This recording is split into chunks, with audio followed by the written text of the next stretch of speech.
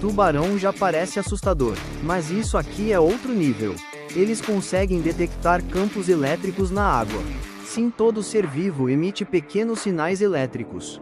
Inclusive o seu coração batendo, e o tubarão consegue perceber isso. Mesmo sem enxergar, mesmo à distância. É como se fosse um sensor natural que ajuda na localização de presas. Agora imagina isso. Água escura, visão limitada, e mesmo assim o tubarão sabe exatamente onde algo está. Não por ver, mas por sentir. É um tipo de percepção que a gente nem consegue imaginar. Enquanto a gente depende de visão e som, ele tem um radar biológico. Você já sabia disso ou te surpreendeu?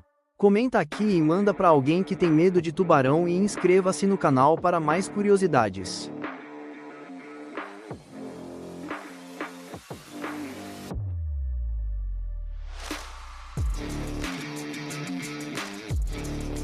Coelho